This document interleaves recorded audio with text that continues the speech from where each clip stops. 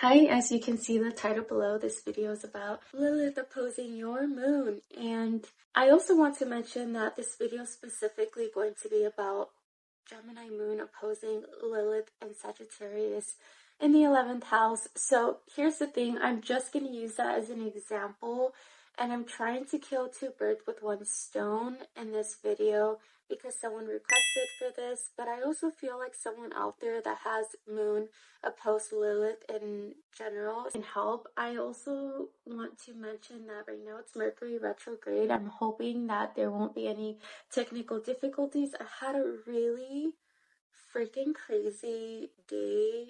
You have no idea. And it's my day off. It's not something that I'm expecting. It's just, it happened. I'm very jittery and just want to let you know ahead of time. So if I feel a little bit off, it's because I am a little bit off, but the show must go on. I really love doing this for fun. And by the way, my name is Steph Garcia. I do astrology and I love to disseminate information to help you get to know thyself and to help you cross watch if you want to just be nosy and hear about astrology. So yeah, and I have a little stuffed animal because I'm going through it right now, and I need a little oxytocin, and that's okay. I don't need to explain myself, but in case you see this weird licky thing right here, it's because, yeah. But if you're not and you're just hearing this, great. Okay, so Lilith opposing your moon sign. This one's very interesting. The person that requested this has Lilith in the 11th house, specifically in Sagittarius. But Lilith opposing the moon is, in general, is going to mean that you're going to feel uncomfortable with your dark side, your dark energy, the suppressed side of you. It's almost like you want to self-soothe on the other side. Think of it like you went to work. Let's pretend you went to work. Just a scenario. You went to work or you went to school, wherever you went that day, you went somewhere, and you had a really crappy day, crappy shift, whatever, and you come back and you're like, home sweet home. Home sweet home. I had a really crappy day, but I get to draw, write, hear music, watch my favorite show, eat a snack, literally just lay in my covers. And that is what it's giving me. It's giving me, I need to really come back to myself and my whatever it is that I need for security, because moon is security. Despite of whatever sign you have in your moon, it's security. You find security in that area of your life, and also with the embodiment of that zodiac that you have. So in the example we're going to use is Gemini moon. And Gemini moon likes a lot of intellectual stimulation. You could be very funny without even trying, and people who are very funny, they're very smart. It takes a lot of intellectual capacity to be really funny, in my opinion, and a lot of wittiness as well. But I do want to say that there could be a conflict with yourself in the sense that you may feel suppressed in the public, because if you happen to have the moon in the 5th house or in the bottom of your chart, the half chart, it's kind of an internal process of your life and your world, and not everyone in the public gets to see. So for example, a celebrity, they're publicly known, but once they go in their home, technically we all can't see what happens in details in their home. It's kind of like that.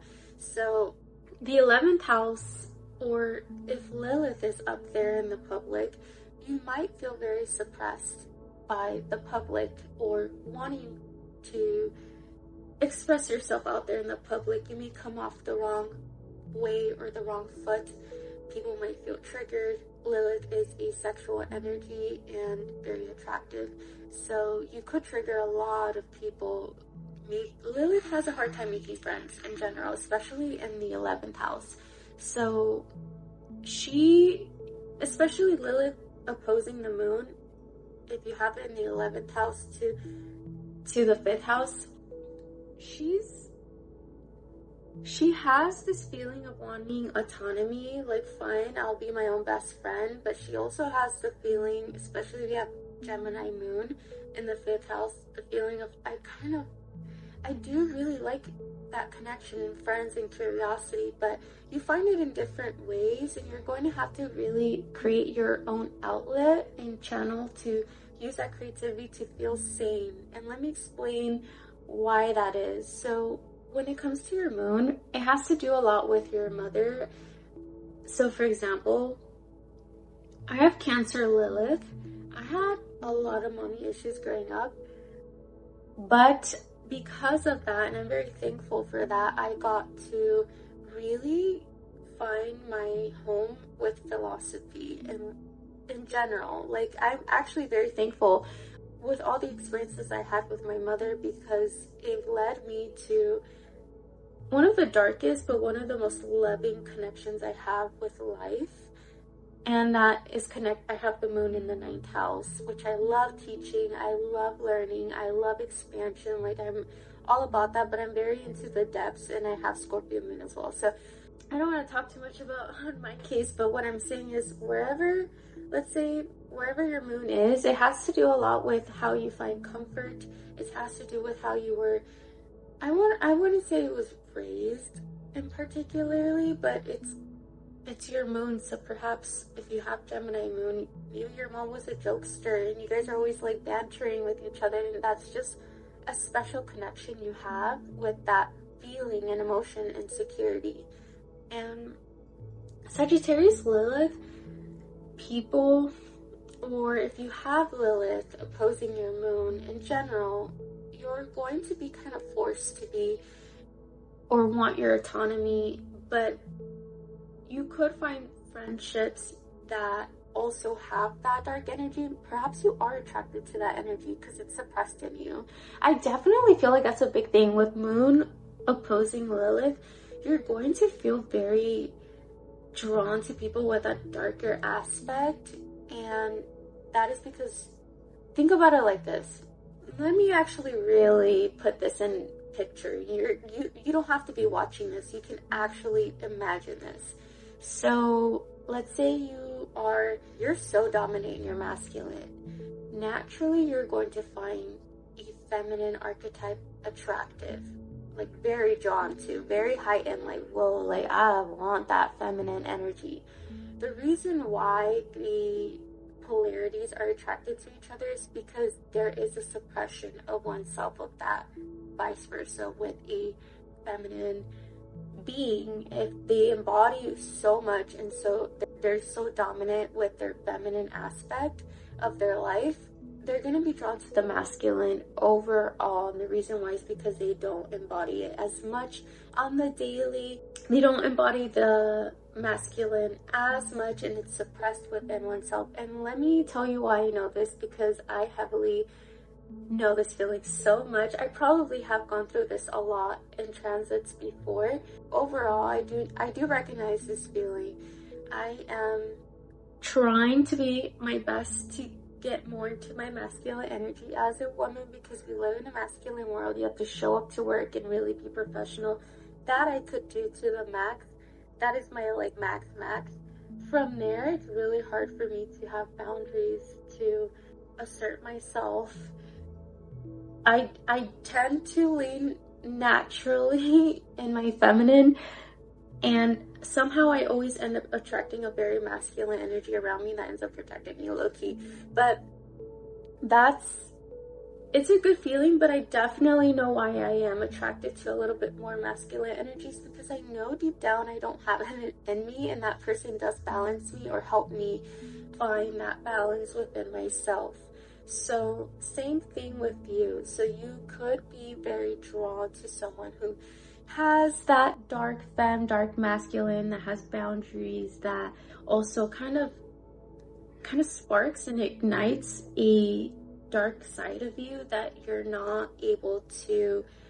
It's almost like you're vicariously living through them, unfortunately. And there's a certain amount of acceptance when it comes to opposition. It's not like, oh, I'm gonna change ways and blah blah. Sometimes there's an acceptance and you're just like, wait a minute, I think I'm okay with being me, and I'm really glad that person's like that, and we balance each other out and we really make equilibrium in this room right now. So oppositions is not necessarily to just only transform and change and challenge and etc. That's more square energy, but it's more to say to accept and to honor the opposition on the other side. If you have that gracefulness, of course, you don't have to accept it. You can also just learn that there's going to be the opposition. It's kind of like when I hear people say they're wrong and they're this and that and blah blah, I can't believe it, I can't believe it. And then sometimes I'm like, there will be an opposition to your beliefs. And as morally or unmorally something sounds, there will always be an opposition. And that is I guess you can say polarity. Some people say polarity doesn't exist. I think so far in this world, in this 3D world, yes. If you're crossing out of the matrix, probably not. But since you're here in this 3D world, technically, you're still working with others and you're living in the same earth. And you are in this matrix technically right now, if you want to call it that way. I do want to say that there is a level of understanding that there will be an opposition you might be attracted to, or you might feel conflicted within yourself, because moon is a lot about what you're feeling inside, and you're wanting to have friends, but you're not willing to conform and lose a part of yourself to have friends. It's kind of like that energy. And that's just like the dynamic with the 5th and the 11th house. That can play a role in all different houses in all different ways. It's very similar. Let's say you have moon in the 1st house and Lilith in the 7th. You're drawn to very dark energies because they need to activate that Lilith in you so you can start having boundaries within yourself. It's kind of like that. It's not necessarily that you need to attract that, and it's not necessarily that's the only way, but it's very strange. You can't control the other person, external experience and world, and they can be so negative and so like trying to bring you down, but you could channel your own energy in the way you want to, and just accept that that external is there and they're experiencing it. Same thing with when people get triggered with you, and anywhere Lilith is, siblings, family, career, public, co-workers, anything, anywhere in your life where Lilith can trigger the other, the external, yourself, the mirror, that trigger is there for the experience. You have to allow yourself or the other person, you don't have to, but it's going to happen. They're going to experience what they're experiencing. It's kind of like when I've seen people get triggered before, and there's nothing I can do about their feelings. There's absolutely nothing I can do. I just know they're going through it. And sometimes they are going to process it in their own time, in their own way. But if you have this opposition in general, aside from the 5th and the 11th, it's going to be a conflicting energy, but it's almost in the state of acceptance where you really take empowerment within yourself, and also finding a channeling place for your security and safety, because moon is very important when it comes to security and safety. Okay, so I almost have to end the video, but now I'm going to really embody more if you happen to have Sagittarius Lilith and Gemini moon opposing each other on the 5th house and the 11th house, and I'm talking about Lilith being on the 11th house specifically, and the moon being in the 5th house. Specifically that axis. So if you happen to have this exact placement, and this is literally for you, this is not going to find just anyone, it's going to find people that only basically have this placement, or they are curious about this placement, or synastry, whatever. So if you have this, if you are a Gemini moon, really channel your creativity, because if you're being suppressed in the public, the least you can do for yourself is bring yourself home. And Gemini are creative geniuses. even though they're very logical, they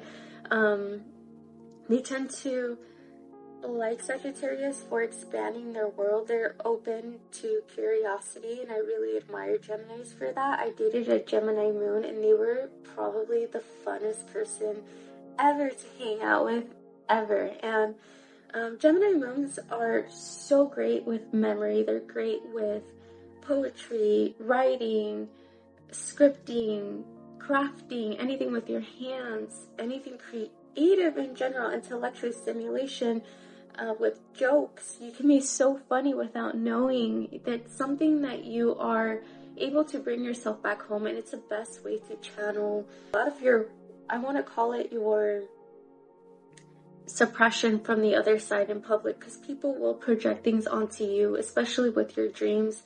And Lilith being there might be a part of you that does want friends. Gemini loves having friends, but you're not willing to conform. You almost are going to protect yourself by hiding a lot of your beliefs and philosophies away from the public, or friends that may not understand what's happening, or communities that may not understand what is happening and what is it that you want. Lilith here in the 11th house can be very powerful, but it might build a community where only it would be based on an esoteric range rather than a very public worldwide thing. So if you happen to have the moon here in the 5th house, even if you're not Gemini, just remember that your creativity is a really big part of your emotional sanity. And it doesn't have to be the creativity that you have in your head. There's all types of creativity.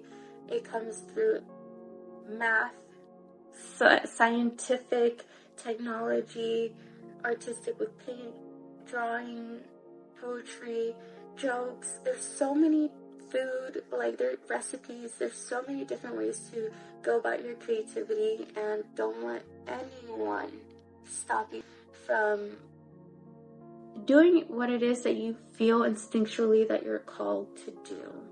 As crazy as sometimes I feel crazy. I'm here and I'm like, what am I doing in my free time? But sometimes I'm like, I have to. I feel it in my heart.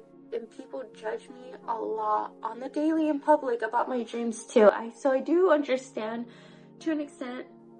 I'm not exactly in your shoes, but I do understand that experience of just really being misunderstood, because there's something a little crazy about you in their eyes. But you know, the crazy people are usually the very geniuses out there in the world. I think Nikola Tesla was called crazy at some point.